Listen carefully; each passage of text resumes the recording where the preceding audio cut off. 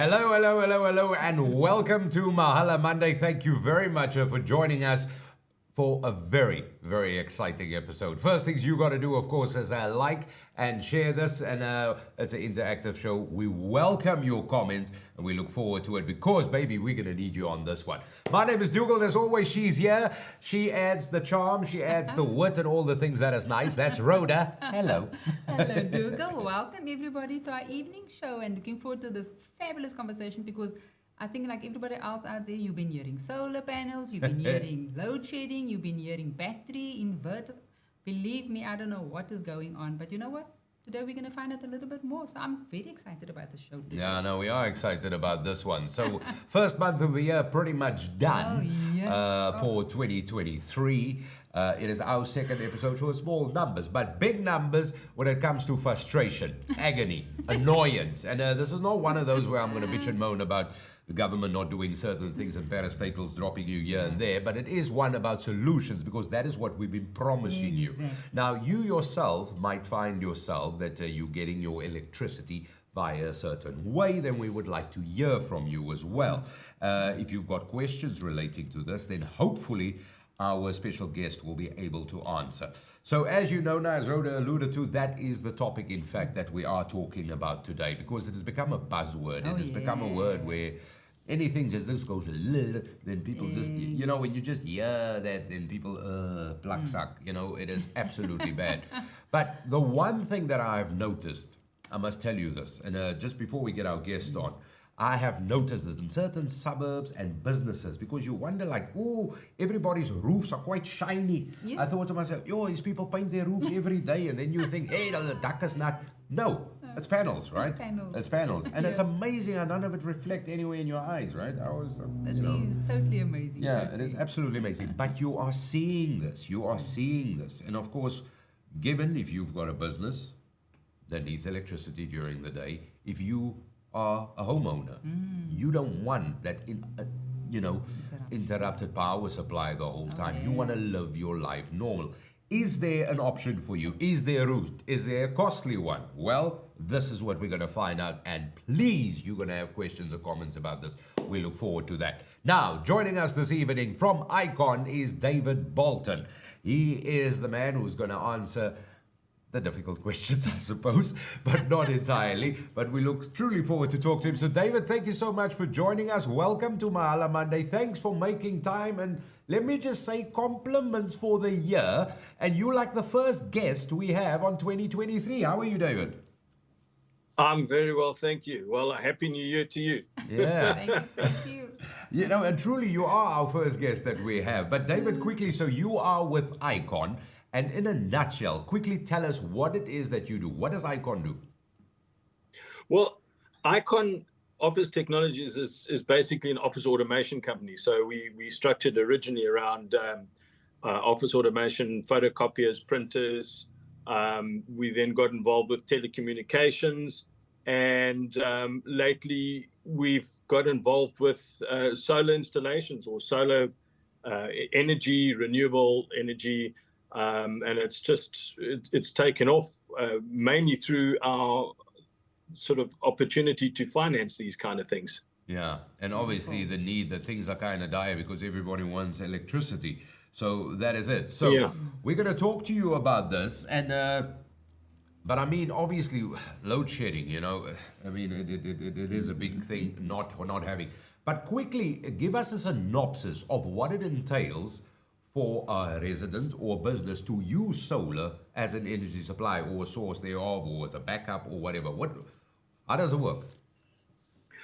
Well, it's quite a complex situation. So I'll try and simplify it as best as possible.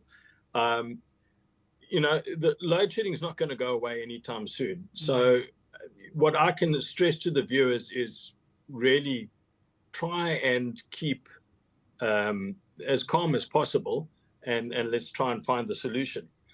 So there's a few things that are important for businesses to understand, and you talk about solar. We try and split it because there's a difference between power backup and having solar by installing panels. So there's a vast difference to that. So if I can just touch on that briefly. Please do. If one wants to use batteries and inverters as purely just a backup system, then one installs an inverter and one installs battery backup power. So when the power goes off from the municipality or from ESCOM, bless their souls, then the batteries take over and then supply the power for the amount of time that those batteries can last, obviously run through the inverter. Okay. If you're wanting to use solar, then that is now an addition, and one puts then solar panels on top, so that the solar panels are now providing power to the inverter so that people can run during the day on solar power, perhaps use their batteries at night, and then the reliance on ESCOM or municipalities' power becomes less and less and less. So, and we'll touch on that as we go on. And I think the most important thing at the moment is everyone's panicking. Oh, I got to go solar. I got to go solar. And I understand from, for example, the city of Cape Town that are wanting to get users now to supply solar. Okay. And it's important for everyone to understand one thing is that we have to work this as a community, because if everyone goes, I'm not going to supply solar back to the grid, I'm not going to, I'm just going to do it myself. One must just remember that without electricity, a few things happen. Pumps start not working. Sewage pumps start not working. Water pumps can't pump water to reservoirs. So there's a bigger picture here as well. So just bear that in the back of your mind as we carry on with the conversation. Yeah, no, we're seeing that. So basically what you've now, I want to jump in with like $1 million question, because I know Rhoda is now, the questions have lit up on what you've said. So quickly, what is the difference then between what you explained to on-grid and off-grid? Is there a difference here?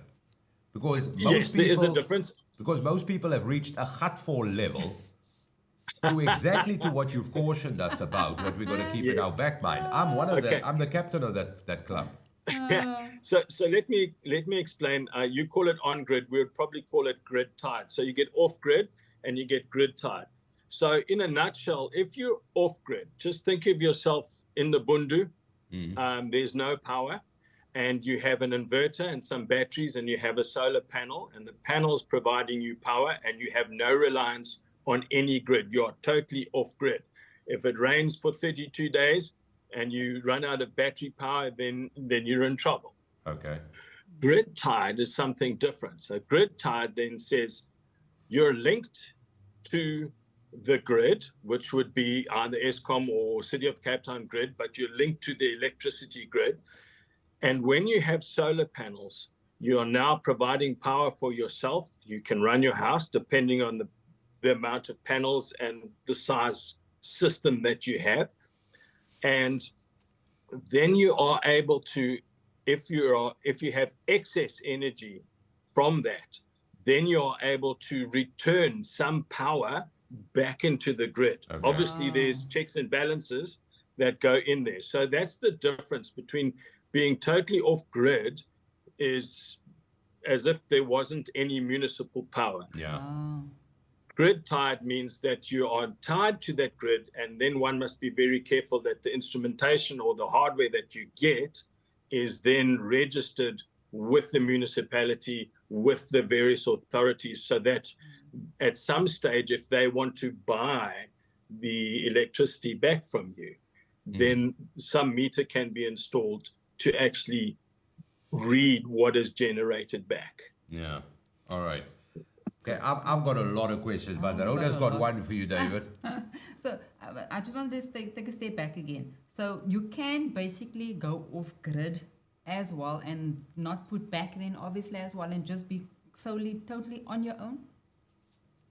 So, sorry, I battled to hear you there. If you said you can go off-grid totally. Off-grid means like no putting back municipality electricity. You are solely a household on your own, living just for yourself. Yes. So a lot of people sort of misunderstand it. They go, I'm going to go off-grid. I'm going to be totally reliant on that. But they must understand that when you're totally reliant, it was as if you didn't have any municipal power at all. Yeah. So there's two things. That's why I go, you either go sort of a grid tied, or you go, some people want purely backup systems where they install an inverter, they install batteries, and the inverter, the power comes through from the municipality, it charges the battery. When the municipality goes off, load shedding, the batteries take over, and they provide power for a length of time, depending on your battery power, to provide you with electricity. Okay. When the battery is depleted, then obviously the municipal power will take over. So that's a pure backup system where someone installs an inverter and batteries. Yeah. Okay. If you want to go grid tied and use solar panels, then you have to have an inverter that is grid tied, which is able to receive power from your panels and differentiate between municipal power and your PVs, your panels. Yeah. And then, and that's also where you will be able to have the Robin Hood sentiment in terms of, okay, I'll pass back the surplus that I have and pump that alternatively back into the grid. But as you have explained, yes, the equipment needs to be proper, and obviously there's regulations and it needs the licensing, all of that particulars needs to follow. Yeah. So the biggest reason, and before we really get into it, because a lot of and let's be honest, David, and I know, I mean, you're not a government representative. You're offering solutions here. You are, so in no way, I mean, you're the messiah as far as this is concerned, because you're providing options and answers to a real dire situation. So a lot of people have that gatfall mentality right now, not the citizens. I mean, businesses are closing down. I mean, the situation is dire. About a couple of weeks ago, we saw how many chickens are no longer there in terms of food production, milk being wasted. Yes, that was sad. Agricultural sector is completely down. We're not even mentioning fisheries. You yourself mentioned in terms of sewage, water supply, and pumps, and all of this. A lot of the citizens within the country are thinking, now I'm done. I don't want to pump back. And it comes down to the cost. How much would it take for me to be completely off the grid, and whatever surplus I have, it's okay, you can have it. Okay, so you said straight away you said whatever surplus can go back into the system. So you need to be grid tied, and it's so difficult because every single household, every single business, every single person has a different individual status of what they need, and this is where I feel I'm of value. Okay, I'm not an electrician at all, so we partner with people that understand solar, understand panels, understand how it works. And from going out with these guys and learning, I've realized that a lot of people just have no idea and actually don't know where to turn to. And that's one of the reasons why I said to you, I would come on and try and talk in as layman terms as possible, because I was one of those people.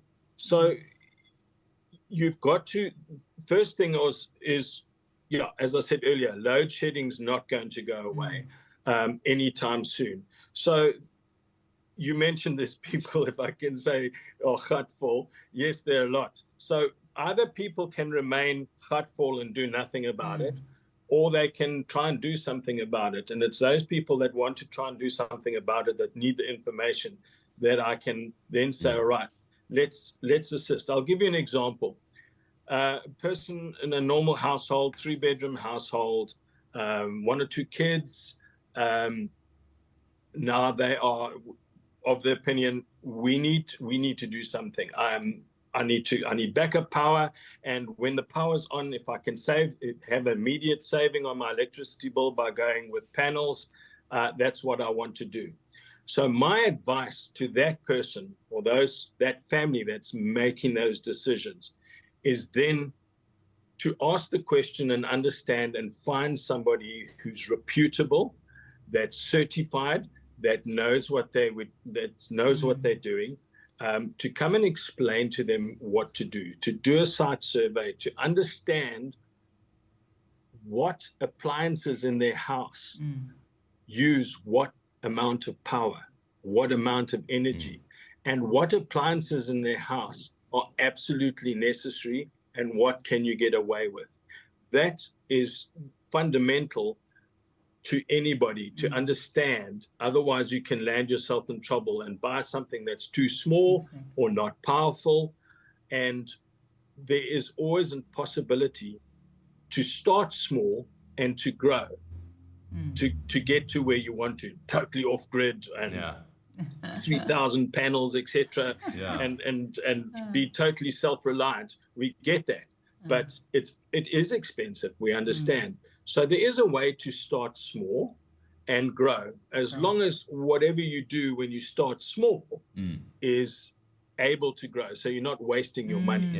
Does it make sense? No, it does. Make sense. Because this is exactly what I was alluding to as well, and as you now so very eloquently put, because most people, let's say your electricity consumption and usage in a calendar month equates to 1,500 rand. So most people would want to, like, okay, our offset, if I have some sort of solar system in place or whatever, you know, maybe it brings my bill down by 500 rands. And within X amount of years, having this sort of solar system, the system would have paid, you know, I would have return on investment. And, you know, so let's say 10 years, 5 years, 3 years, whatever, I don't know how long it would be. But in 5 years' time, I'm saving 500 rand every month. It's happy days, right? So that I suppose that is how somebody would look at it. And the one thing you said now, you always have the possibility in order to upscale, to upgrade your system, to eventually get to that level where you completely you're not reliant. Here's a sad story. A person bought an inverter. It was not a solar friendly inverter. In other words, you couldn't add panels to it, but they bought it. It was a 5 kilowatt inverter. And whether they got it on Takealot or wherever, I'm not quite sure. But when it came time to decide to put panels on, then the realization came that this is actually not compatible. I don't have anything for solar. I just have merely what I was talking about earlier, a backup type scenario where municipal power powers my batteries, and so we move on. So when someone says to me or contacts us and says, I don't know what to do, or I'm thinking of looking at this, my first thing is to say, let me come around to the house and have a discussion. And let's see what you use in your house to try and find out exactly what your total consumption is. And then we do it in twofold. We do one, this is everything that you use, and this is your total output on your bare essentials. For example, if I came to you and said to you, what is the most important thing that you need to have running in your house? Are you asking? Should you have? Mine is my fish pump. My fish. Not worried about me, I'm worried about my fish. Yeah, okay. So how much meat do you buy every month? How much what? Meat. Or stuff that needs to go into a refrigerator. Well, no, quite a bit. Quite a bit. Yeah, so to me, that's your first thing that you look at is your refrigerator. You can do without hot water, because if you're in the bush, you'd probably have a cold shower anyway. But those kind of things. So then people start thinking and having a look at, you know, if a guy's sport crazy like I am, I can't do without my DSTV. I don't care about the fridge. Well, actually, I do. Depends which TV you support. Slowly through conversation, you start to whittle down what's actually essential. What do you need to get by for a certain period of time? And once you've established that, only then can you say, okay, this is the hardware that you need. Okay. And then you can David, because decide whether it's cost worthy. I got to compliment you on this, because the way you explain it, because I mean, let's be honest, the numbers that is out on the street in layman's terms, people are talking 100, 150, 120, 80, 90,000. These are the numbers that is out in the public domain in terms of getting a house. And we're talking, as you said, 3-bedroom house, family of 4, regular house. These are the numbers in terms of cost that people are throwing out there. But, you know, these are uneducated guesses to a large extent. So I don't know how much truth there is in it. But I must compliment you, because you are saying, look at your needs and only do that. And I mean, I don't know if those needs are going to amount to that kind of money that I'm now using as the example. But I must say, it is refreshing hearing somebody speak as you are in terms of just meeting the needs and still have the allowance and the ability to upgrade a system. Yeah. That is refreshing. So if I'm talking to somebody, you or anybody else, the thing that sits in the back of my mind is give the people the service that they require and allow them to grow. They might not be able to afford to have solar panels and inverters that can run their whole house at the moment. They might have, we might have to recommend, listen, you can get a small inverter to run. Sometimes they might not even need the panels. They might live in a flat that the landlord says you can't use my roof. So then they just need backup. And then you say, well, what's important? If you want to run your fridge, which is important, and you can get away with all the other things, maybe 1 or 2 lights, as long as you've changed them to energy-saving LED lights, because that's important. And you want to run your TV and your Wi-Fi. So you've got communication, you've got food in the fridge. Most people, they might have a gas hob, or they'll go and buy a little gas cooker. Because those are the things that chew power. Then you might be able to get away with a 8 to 12,000 rand small inverter that's portable, which is plug and play, and you stick it in the wall, and you run 1 or 2 extension cords to where you need. That's a start. So people can't panic, or shouldn't panic and say, I don't have 130, 150,000 rand, 95,000 rand. I just don't have it. That is the next best thing.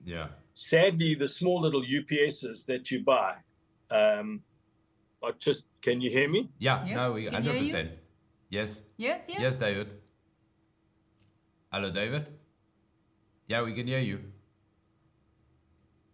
David there? Did we lose David? Now, David is there, so we're going to get David back as well. But we do have a couple of comments as well. And I must just say, Rhoda, because while we're trying to just establish contact with David again, I must say it is super refreshing, because David is really taking by the hand, and that's exactly what he's saying. Don't think, and let's be honest, I don't know if these things are 100,000. I mean, you use the same amounts now in example. These are just an example. Just an example. But for businesses as well, we know COVID. People are still hurting from COVID. We know. We're still having, but in the meantime, just to point out, the politicians are still doing what they're doing, nothing. So they're still hurting from COVID. Now load shedding, what are they doing? Oh, still nothing. It's very difficult to work in the dark. But be as it may, and David is saying that, let's start off small, you can still build up. What I want to get from David is, if I do have the means as a business, is this something that can be financed? Is there places that offer loans? Maybe he has an answer on that. Does the roof need special structure? I mean, how heavy? Do you know what I mean? Is it light? Is it going to fold? Which houses can actually have it? Does it? Can it just go on a roof, or do you need special things in as well? But you got a couple of comments as well. I see Hubert is there. Let me see. There we go. That's his comment. So he says, I think the future for solar is bright. Do something today that your future self will thank you for. And Hubert is speaking to what people are saying. If it takes you 10 years to get your return on investment, now you're saving your 1,000 rand a month. Exactly. And I know there's a lot of talk around what must happen with there's still a fee chargeable even if you completely off the grid. I know there's a lot of talk around that, and there will continue to be a lot of talk around that. That information, unfortunately, I don't have out of thumb. We don't have. I don't know about you, but Are you there? yes, David. Yes, we're here, David. We can hear We're you. Let me guess, load shedding got you. No, it might just be a signal problem. You know, that's most also definitely. an issue. Batteries all over the place. Yeah. So where were we? So David, no. Yes. You were explaining like how to start it, but what I want to ask you this is just a sort of nitty-gritty question, and we don't want to keep you too long. And thank you once again for your time. But the one thing I want to ask you is, if you install solar, assume money is no object here. I want panels, baby. I want panels. Deck out the roof. Does the roof need to be strengthened in a way? Is there a test done? Will the roof be able to carry added weight? How does that work? Are there little checks that needs to be done? So that's the importance of, once you've done a sort of, I do a first site survey just to free up time for the electrical guys. Yeah. You know, the installers, because if the person's really interested and they know what they want and how they want it, then everything we do is subject to a final inspection by the guys that are going to install, that we partner with. So you get different kinds of installations for different types of roofs. Is it a tile roof? Is it a corrugated iron roof, et cetera, et cetera? Okay. And in those, in that, there are certain types of framework that is supplied for those specific roofs. If it's a flat roof, then obviously there's framework to do it to alleviate, you know, to level up the panels. And those things need to be looked at. You know, a guy might have a roof that is covered by trees 12 hours a day. Yeah. That's not going to work for him. Yeah. You know, so then the survey is done to see how many panels can fit, the strength of the bracing, to put as little stress on roof structures. Okay. And obviously the installations are warranted. So if there's a problem would that warranty cover the roof?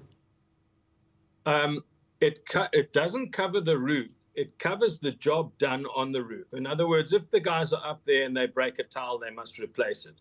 If they put the panels up and 2 weeks later there's a thunderstorm or rain and the customer phones and says, listen, I've got a leak, then the guys will go out there. If it's due to faulty workmanship for putting up the panels, then obviously it's covered. But if some guy was up there and he put a foot through the tile, then obviously it's not. So it needs to be assessed. But the work done carries certification. It carries the warranty on the work done, yes. The panels themselves have warranties. Okay. Oh, okay. Yeah. All right. And then I think one of the questions, I think a lot of people out there, because obviously, like you say, you're speaking to the people out there, you know, the guys, everybody. Sorry, you need to, I'm battling to hear that. I said, obviously, you're speaking to the masses out there, and the question I think everybody wants to know, because like Dougal said earlier, everybody's always worried about the price. So I just wanted to find out, do you guys by any chance have a finance, like a setup, and, you know, is there any way that one could actually have a finance to pay it off or do something like that? Yeah, so I think that's how we got into it, because a lot of our office automation customers that we put things on rentals and finance that were saying, can you finance this for me? Can you finance that for me? Yeah. So after a lot of hard work with finance houses and things like that, we came to the conclusion that you can finance these things. So, but there's different aspects to it. So if you're a business and you can run it through your business, then obviously the right credit criteria apply as you were doing anything. Yeah. And then you can take it over a set period of time and pay it off monthly over, depends on what your budget is, 24, 36, 60 months. Some people go 72 months. Some people go up to 9 years. I see that some of the banks now have got their own finance specifically for solar. It's much more difficult for a person in their personal capacity to do it. My suggestion that I often speak to people about is to say, it is an enhancement on your house. And I mean, we're talking anything from 95,000 to, depending on the size of the house, 180,000, 190,000, 250,000. Obviously, cash is king, but a lot of people go, well, can I do it through my business? Yes, we can do it through the business. Then it's a rental, or contact your home bond and see if you can do it through your bond for the remaining period of your bond. Yes, it's over a much longer period of time, but people forget that this country is cash strapped. A lot of people are cash strapped. So if I could pay it off over 21 years, the remaining part of my bond, say, for example, and pay only 1,100 Rand a month, and I'm paying for panels and everything, and I'm paying 2,000 Rand in electricity, I'm going to actually look at that, because I can then go to bed at night knowing, well, I don't have to worry about my cash flow right now. So those are the kind of things that we can also advise people to go and have a look at. So it's not the end of the world. There's various different ways of doing it. One must just be careful. There are people out there, and I don't want to get involved in it too much, but there's a saying that if it's too good to be true, then it probably it's probably not true at all. So one must just be careful. The one thing that is true, if a person definitely goes that route, as you explained, and now you have 1,500 Rand saving on an electricity bill, as offset if you were fortunate enough to accrue that sort of finance. That's money in the bank. The thing's paying for itself almost. You were going to pay the electricity anyway. If you had to now be off the grid. But on what you've said, there is a comment that Hubert has put up earlier, and I actually just want to highlight that because it's exactly what you said. So Hubert says, I like what David says, and we need to use reputable installers because there's a lot of willful incompetence in the solar industry that is in the process of coming to light. He says the pun is intended there, but that is what which kind of echoes what you are saying. But do you see? And I want to play devil's advocate here, David. Yes. As you started off saying in the beginning, load shedding is going to be here for a while, and the while could be anything up until I decide to grow hair again.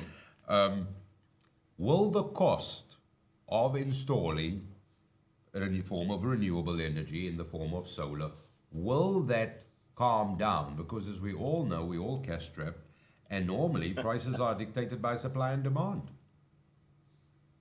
Yes. An accountant once said to me when I was complaining about that very thing, she said, well, don't you know accounting 101? But there's two sides to that. So what's been happening lately is when the load shedding is at its worst, then everyone's jumping. When it calms down a bit, everyone's, no, we'll do it tomorrow. We'll think about it. The thing is, with the supply and demand, I mean, when load shedding gets bad and everyone's going, it's so difficult to try and get stock. And then when you can find stock, then obviously the premium goes up. Will it come down? I don't know. I think at some stage it would plateau out. If people get left with stock and nobody's buying, or very few people are buying, then you might get specials and things like that.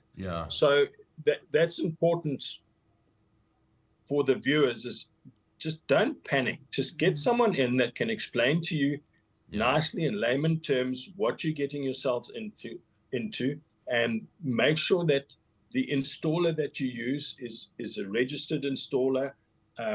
Do some checks on them, make sure that they know what they're doing.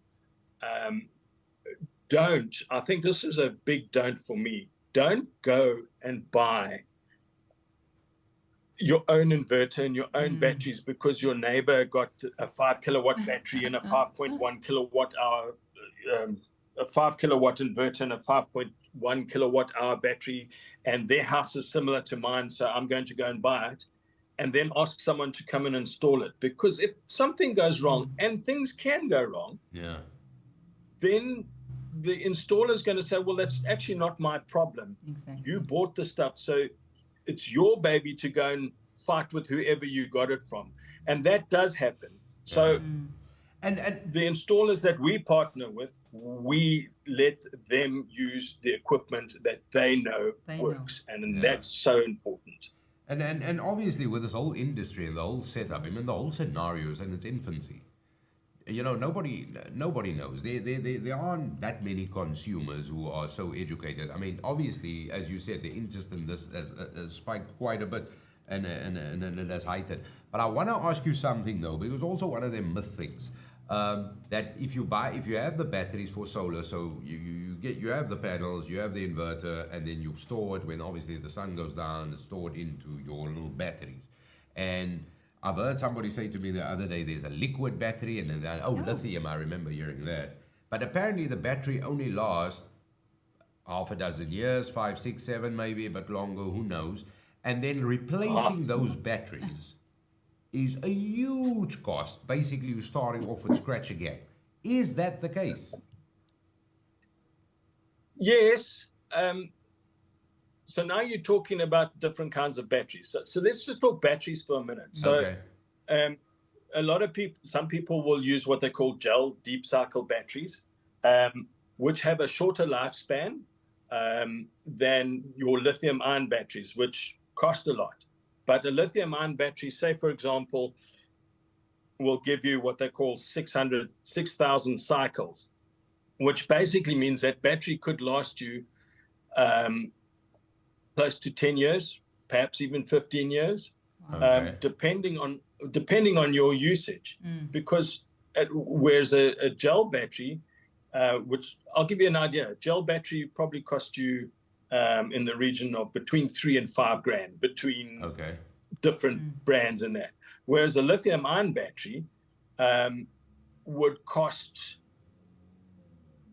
38,000 rand, but it's going to last for 10, 15 years before you need to replace them. It's like everything. You're going to have to replace something. You need to paint your house. You need to redo your roof. Fair enough. Exactly. I was going to say paint your house as listening. So I hope my wife's not listening. She about that roof, about that wall. So you do need to do the, but obviously, I mean, the technology that and the advancements that have been made, and I mean, we're seeing some images as well of, I'm not sure if those are batteries or it's just how neat and either the DB boards, or I don't know what that is. There's blue stuff on a wall. I mean, obviously, the technological advances that are being made. I mean, this is happening at a super rate. So obviously, the batteries, as what we're speaking about, could be very different come in a few years. Come in this year even. Everything is interlinked. So first of all, it's important, one, to find out what your consumption for your house is and what you're prepared to start off and what you're prepared to give up. Once you've got that, that will then depict the size inverter that you use, because that needs to power the batteries or to convert your DC current to AC if you've got panels. So if you're using an average of when everything's on 9,000 watts, which is 9 kilowatts, you're not going to put a 5 kilowatt inverter in. You're going to trip it. The same as if you put on everything in your house and your wife decides, I'm going to put the hairdryer on and my curling tongs, and you put the oven on and everything's on and the house trips. That's because you've exceeded the power for your circuit breaker in a normal house is 60 to 65 amps. So that same principle applies to inverters. The battery is the size of the battery is the amount of power that can store that can give you what you want for a certain length of time. So, for example, I've got in front of me, I'm just going to show it to you that I normally, can you see that? Yeah. It's just a spreadsheet. And what we do is I go around to people's houses and I have a look and say, right, what do you want to run? You want to run a fridge. Is it a A+ fridge? It uses less power. Is it an old fridge? And so we work out the amount of wattage. So this particular house has a total energy consumption of 4,400 watts. It's 4.4 kilowatts. So what would that cost? What would that be for that municipal bill in a month? Their usage. Gosh, $1,500? well, I hadn't thought of that, but I'll get back to you on that one. In my house, we use about 30 to 45 kilowatts a day. And you're paying, what, R2.80, R2.90 a kilowatt. That's, I think the average household probably spend between 1,800 to maybe 3,500 Rand on electricity. I know some houses that we're looking at the electricity bill's 12,000 Rand a month. That's huge. So that's hellishly expensive. They clearly have fish pumps. Yeah. So once we've worked out what he needs to run, and he says, this is absolutely essential to me. Then we go, okay, so you're using 4.4 kilowatts. You need, how long do you want to run it for? I want to run it for 3 hours. We currently have 2-hour load shedding. Sometimes we have 4. So it's quite simple. It's the number of watts that you use times the amount of hours divided by 1,000 just gets you into your kilowatt hours. This particular person needs 13.4 kilowatt hours. So his batteries must be able to provide 13.4 kilowatt hours running sustained for 3 hours. All right.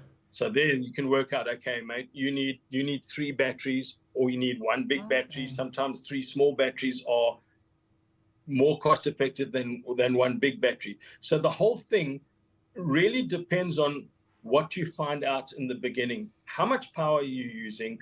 Yeah. How long do you want to use it for? And what are you prepared to do without? Yeah. David, I've got 2 more questions. I've got 2 more questions for you. My first question is, before I ask you my last question, and Rhoda wants to ask you something, my second last question, I promise you. Second last question is, I've decided now I want to overhaul everything. I am like tickets with everybody giving me electricity. I'm getting my own. I want to be off the grid. I'm going to have the whole roof decked out, tennis court size, solar panels.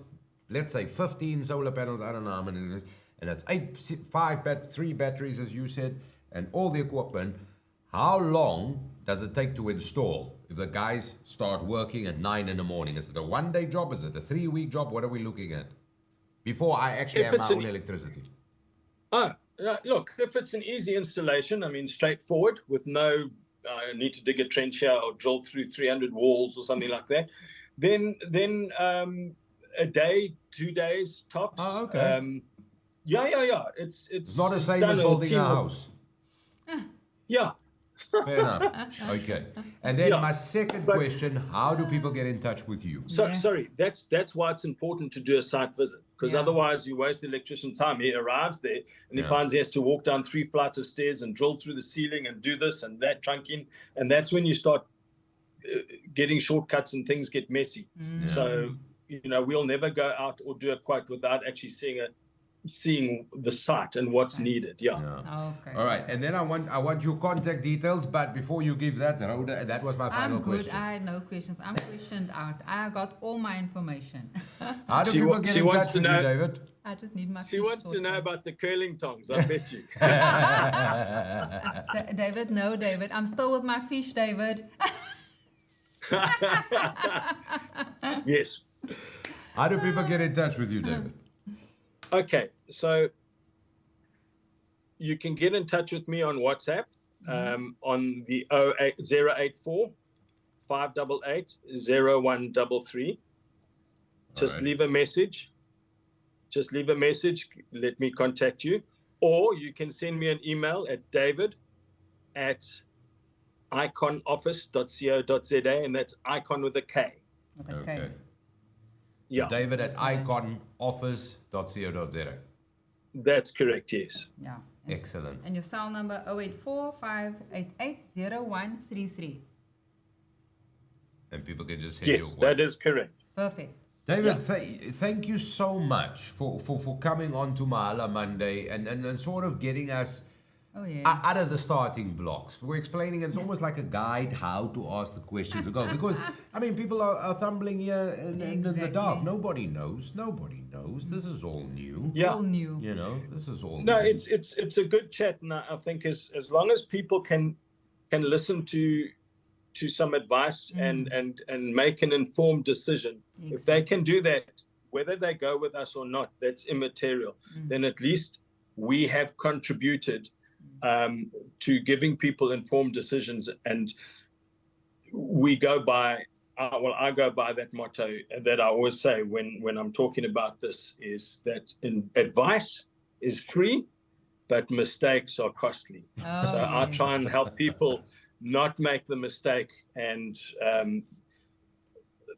when it comes to the technical things, I'm sure I'm going to get an invite again and have a look, and because then the questions just arise. Listen, I was actually thinking, because we are now, it's basically how to get started. We're probably going to have to get you back, because we got lots of questions. We got lots of questions. We really do. Yeah. But David Bolton, thank you so much for your time. Thank you for joining us on Mahala Monday. Thank you for the insights and at least having that thought process kickstarted there. Thank you very much for being here. And just clearing some things as well, that was very confusing. Battery, Thank solar, you for having me. and inverters. And also establishing that fish aren't that important. Oh. They're very important. They're very important. David Bolton with IKON, everybody. Let's keep the lights on, man. Let's keep the lights on. Let's keep the lights on. Let's keep it on. Thanks, David. So that is David Bolton. He's with IKON, and of course it is David at ikonoffice.co.za, easiest way to contact him. And I tell you what, there was a good couple of comments here, and I must say to you, but thank you very much for that, for those comments as well.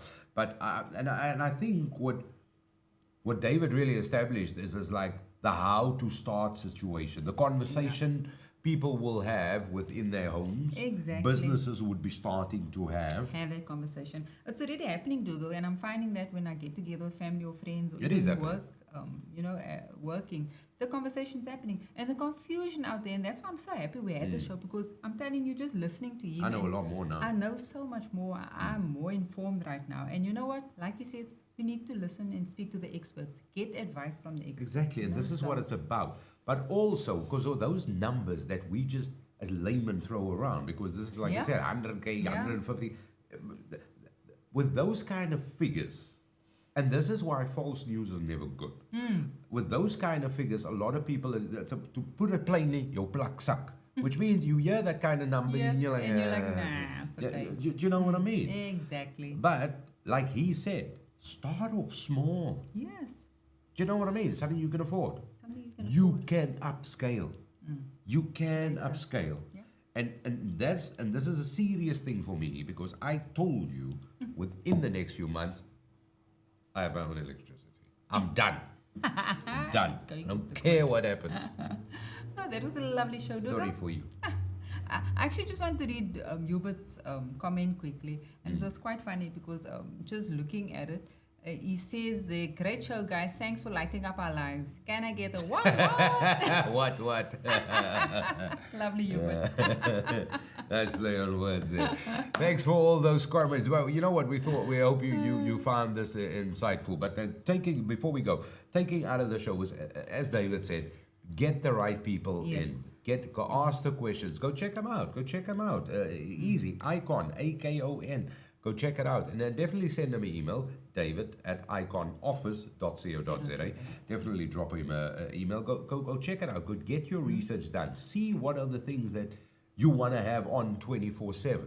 See what it is, you know, and come ask out these and sort have of a look. questions and have that. And I mean, people got the pool pumps going on, like you with the fish pumps and all of this. Me with the garage light, Yes. all of that. You know, you got to do what you got to do.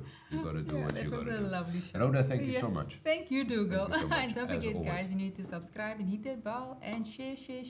Yeah. Thanks to our guest and thank you for watching. And we will be back soon with another exciting episode and more importantly, all the info you want. That is Mahala Monday.